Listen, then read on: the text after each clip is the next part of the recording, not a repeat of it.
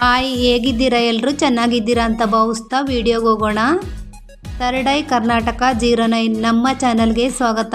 ಅತ್ಯದ್ಭುತ ಅನುಭವಕ್ಕೆ ದಯವಿಟ್ಟು ಇಯರ್ಫೋನನ್ನು ಬಳಸಿ. ಅಯ್ಯಪ್ಪ ಸ್ವಾಮಿಯ ಚರಿತ್ರೆ.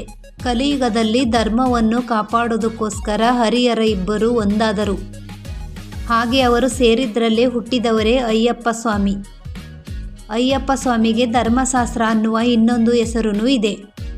ಅಯ್ಯಪ್ಪ ಸ್ವಾಮಿ ಚಿಕ್ಕ ಮಗುವಾಗಿದ್ದಾಗ ಹರಿಹರ ಇಬ್ಬರು ಕೂಡ ಅವರನ್ನು ಪಂಪಾ ನದಿ ತೀರದಲ್ಲಿ ಬಿಟ್ಟು ಹೋದರು.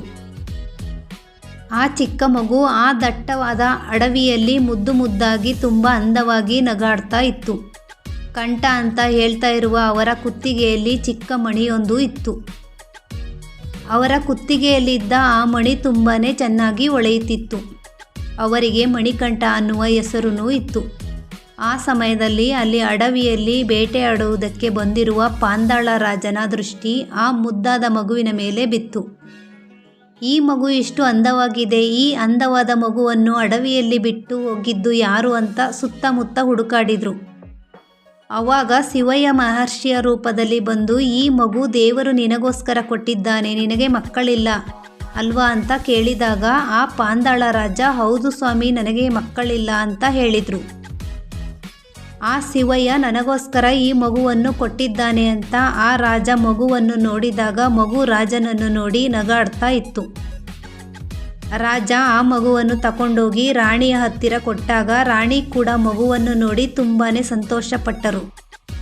ಸ್ವಾಮಿ ಅರಮನೆಗೆ ಹೋಗಿ 1 ವರ್ಷದಲ್ಲಿಯೇ ಅಲ್ಲಿ ಸುಮಾರು ಬದಲಾವಣೆಗಳು ಉಂಟಾಯಿತು. ಆ ರಾಜ್ಯ ತುಂಬ ಚೆನ್ನಾಗಿತ್ತು. ಎಲ್ಲರೂ ತುಂಬಾ ಸಂತೋಷವಾಗಿದ್ದರು. ಮಹಾರಾಣಿ ಗರ್ಭಿಣಿಯಾದರು. ಅವರಿಗೊಂದು ಗಂಡು ಮಗುವೂ ಹುಟ್ಟಿತು. ಆ ಮಗುವಿಗೆ ರಾಜ ರಾಜ್ ಅಂತ ಹೆಸರಿಟ್ಟರು. ಅಯ್ಯಪ್ಪ ಸ್ವಾಮಿಯವರು ಚಿಕ್ಕ ವಯಸ್ಸಿನಲ್ಲೇ ಎಲ್ಲ ಯುದ್ಧ ವಿದ್ಯೆಗಳನ್ನು ಗುರುವಿನ ಹತ್ತಿರ ಕಲಿತುಕೊಳ್ಳುತ್ತಿದ್ದರು. ಒಂದು ದಿನ ಅಯ್ಯಪ್ಪ ಸ್ವಾಮಿ ತುಂಬ ದೂರದಲ್ಲಿರುವ ಒಂದು ಮಾವಿನ ಮರವನ್ನು ಸರಿಯಾಗಿ ಗುರಿಯಿಟ್ಟು ಹೊಡೆದರು. ಇದನ್ನು ಅವರ ಗುರು ನೋಡಿದರು. ಅದನ್ನು ನೋಡಿ ಅವರ ಗುರು ತುಂಬ ಆಶ್ಚರ್ಯಪಟ್ಟರು. ಇವರು ಸಾಧಾರಣವಾದವರಲ್ಲ, ಇವರಿಗೆ ದೈವ ಶಕ್ತಿಗಳಿದೆ. ಆದರೆ ಇವರು ಈ ಭೂಲೋಕದಲ್ಲಿ ಯಾಕೆ ಹುಟ್ಟಿದ್ದಾರೆ ಅನ್ನೋದು ಅರ್ಥ ಆಗದೆ ಅವರು ನೋಡುತ್ತಾ ಇದ್ದರು.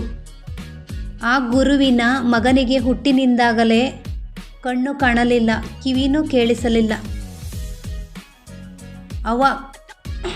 ಆವಾಗ ಅಯ್ಯಪ್ಪ ಸ್ವಾಮಿ ಆ ಹುಡುಗನಿಗೆ ದೃಷ್ಟಿ ಬರೋ ಥರ ಮಾಡಿ, ಅವನಿಗೆ ಮಾತು ಬರೋ ಥರ ಮಾಡಿ ಅವರ ಗುರುವಿಗೆ ದಕ್ಷಿಣೆಯಾಗಿ ಅದನ್ನು ಕೊಟ್ಟರು.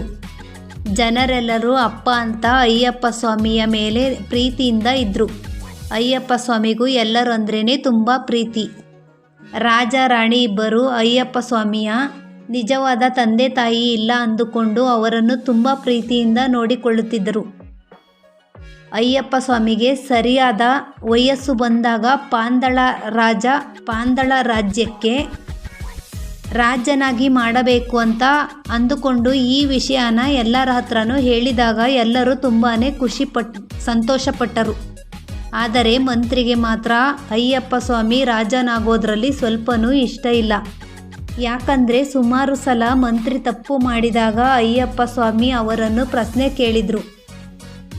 ಅಯ್ಯಪ್ಪ ಸ್ವಾಮಿ ರಾಜನಾಗಬಾರದು ಅಂತ ಅಂದುಕೊಂಡು ಈ ವಿಷಯದ ಬಗ್ಗೆ ರಾಣಿಯ ಹತ್ರ ಮಾತಾಡೋಕ್ಕೆ ಹೋದರು. ಮಂತ್ರಿ, ರಾಣಿ ಇಲ್ಲ, ಎಲ್ಲರೂ ನಿಮಗೆ ಅನ್ಯಾಯ ಮಾಡ್ತಾ ಇದ್ದಾರೆ. ನಿಮಗೆ ಹುಟ್ಟಿದ ಮಗನೊಬ್ಬನಿದ್ದಾನೆ, ಅವನನ್ನು ಬಿಟ್ಟು ಯಾರೋ ಹೆತ್ತ ಮಗನಿಗೆ ಪಟ್ಟಾಭಿಷೇಕ ಮಾಡೋದು ಸರಿಯಲ್ಲ ಅಂತ ಹೇಳಿದ್ರು. ನಾಳೆ ಅವನು ಬೆಳೆದ ಮೇಲೆ ನಿಮ್ಮ ಸ್ವಂತ ಮಗು ನಿಮ್ಮ ಹತ್ರ ಪ್ರಶ್ನೆ ಕೇಳಿದರೆ ಏನು ಮಾಡ್ತೀರಾ? ಇದೇ ನೀವು ಅವನ ಮೇಲೆ ಇಟ್ಟಿರೋ ಪ್ರೀತಿನಾ? ಯಾರೋ ಹೆತ್ತ ಮಗನಾದ ಮಣಿಕಂಠನಿಗೆ ನಿಮ್ಮ ಮಗು ಗುಲಾಮನಾಗಿ ಇರಬೇಕಾ ಅಂತ ಮಂತ್ರಿ ರಾಣಿ ಹತ್ರ ಹೇಳಿದರು. ಮೊದಲು ರಾಣಿ ಅದರ ಬಗ್ಗೆ ಯೋಚನೆ ಮಾಡಲೇ ಇಲ್ಲ. ಆದರೆ ತಾಯಿಯ ಮನಸ್ಸು ಎಲ್ಲನೂ ಬದಲಾಯಿಸಿತು. ಹಾಗೂ ಮಂತ್ರಿ ಸೇರಿ ಅಯ್ಯಪ್ಪ ಸ್ವಾಮಿಗೆ ಸುಮಾರು ಗಾಯಗಳನ್ನು ಮಾಡೋಕ್ಕೆ ಶುರು ಮಾಡಿದರು. ಸ್ವಾಮಿ ಅದೆಲ್ಲದರಿಂದ ತಪ್ಪಿಸಿಕೊಂಡರು.